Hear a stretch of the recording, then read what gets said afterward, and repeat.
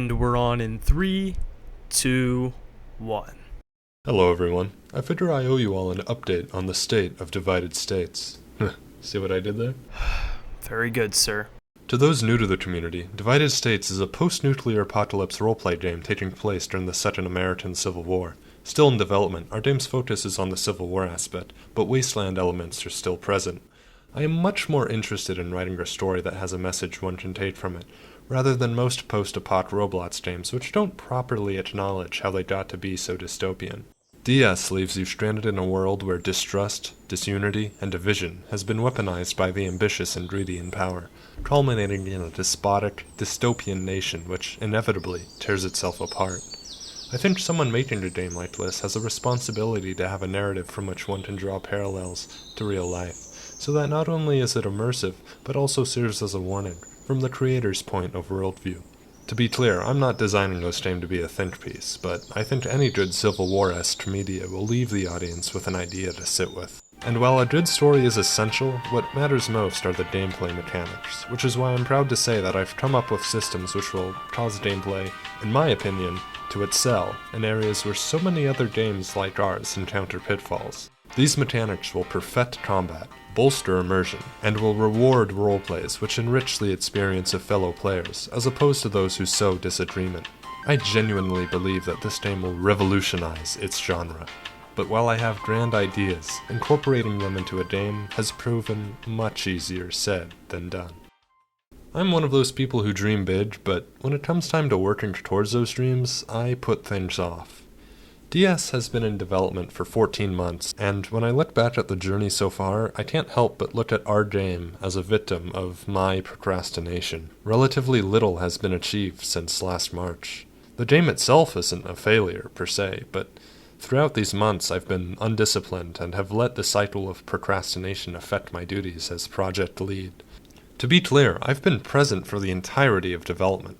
When I made decisions, I always felt that at the time I was making the right choice for the prosperity of DS. It's not like I wanted this stagnation to befall my game. A lot of the problems that I faced were new to me, and inevitably I made some wrong choices. As part of an intentional plan, I also haven't been focusing on direct development of DS for a long time, and have instead worked on side projects such as videos like Christmas Conflict, and side games such as Stranded over Silverpoint. These side projects have diverted attention from DS itself, but are valuable in their own right, and are essential to keep in mind when understanding the so far slow progression. To be clear, progress so far has been inconsistent, slow, misdirected, and for this current year, largely inactive. If you asked me, the amount of work done so far is only about 2 to 3 months worth, and that's taking into consideration the 14-month timeline we've had. My original script for this video contained long paragraphs, going into detail about the problems and mistakes I encountered, mostly because I felt like you guys would be pissed if I didn't exactly explain why everything went wrong. But I don't think ruminating on past mistakes is gonna be good for anyone, and while you guys do deserve an explanation, I doubt you're angry enough to interrogate a 15-minute video out of me, so I will keep things fairly summarized. Before I get into that though, I want to quickly state that things are improving. We're working hard on the next phase for DS. With that said, we're gonna need your help to be successful. I will go into detail on how you can help and what we're planning for the future later on in the video, but just know that this video marks the beginning of a new, productive era for development. Especially at the start of DS, I hired a lot of devs for the wrong reasons, since I didn't know what to select for, and with myself being green to project management, the result was a dysfunctional team. When that obviously became problematic, I refused to actively search for new devs because of distrust of contractors from high-range discords, which I've always associated with having a bad reputation. I realized fairly early on that, since I wasn't willing to reform my dev team, progress would continue to decline. My method to deal with it was to not worry about it. I'd instead focus on making videos which would, in theory, attract a larger audience and more devs. Expectedly, little physical progress got done. And anticlimactically, few videos ever got released due to my procrastination. There was nobody to hold me accountable, but there should have been. This leads me to a unique, difficult problem that Divided States has been facing for a while now. If you've been in the community for less than 6 months, there's a fair chance you had no idea that there is another man involved in the creation of Divided States. This project is my child as much as it is his. Without him, none of us would be here.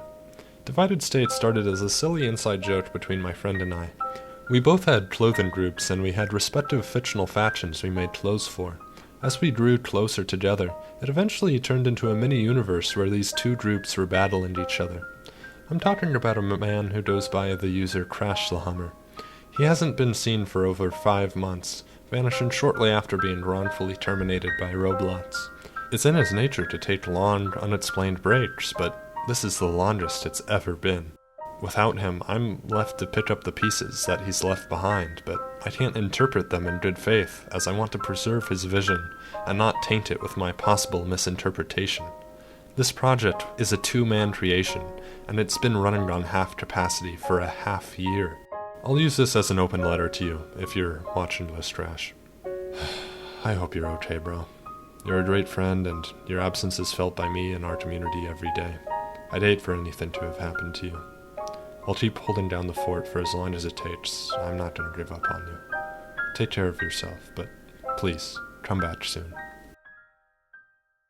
Another problem we encountered was the decided location and map of DS. The map was unsuitable for roleplay, and as of writing this script has been scrapped. To be really quick about it, realism got in the way of having an actually good map. I focused on replicating a real-life location over a fictional yet immersive map and optimal for roleplay. It's important to know that focusing on realism often makes the concept worse than if it wasn't considered at all. Immersion and realism are separate things, and while it sounds contradictory, they aren't linked at all. In a lot of these examples I give, I didn't exactly know what I wanted, and was much more open than I should have to biased suggestion. This was one such example. I touched upon my procrastination already, but I just wanted to explain why I'm finally getting off my ass to spur development and make this video.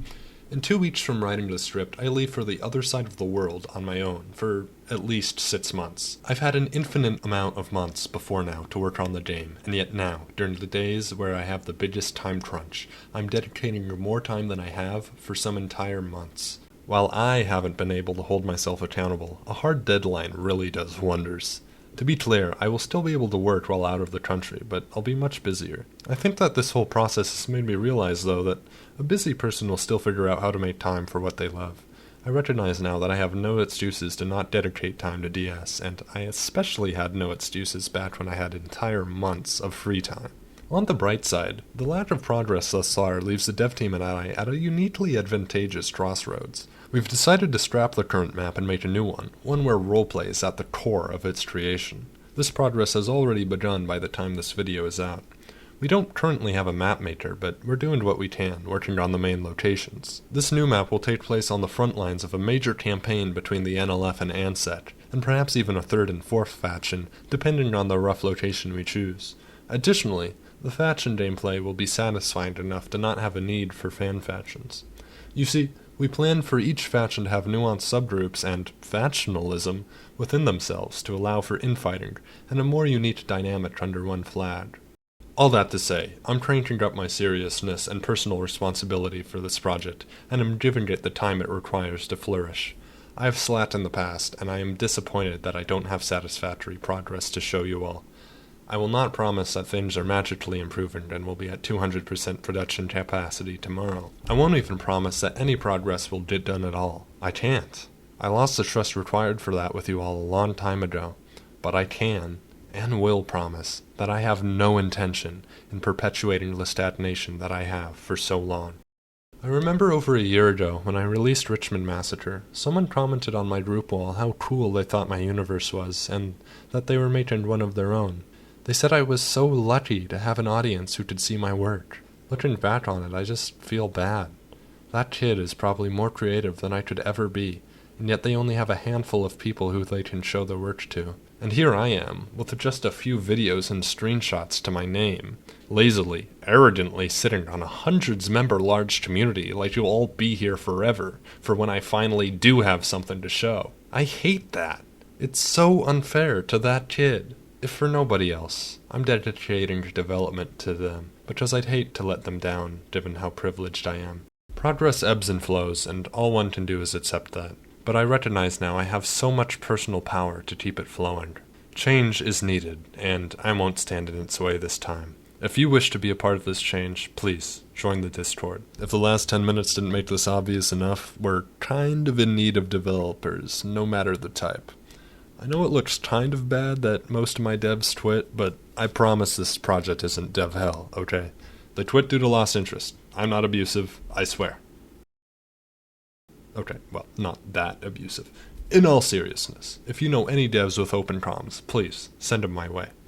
Our build style is mainly detailed low poly with some mid poly elements. Scripters, modelers, builders, hell, even artists, everyone. We have a place for all of you. This genre needs meaningful change, and I'm confident this game will more than deliver on that front. I just need a team to make our vision a reality.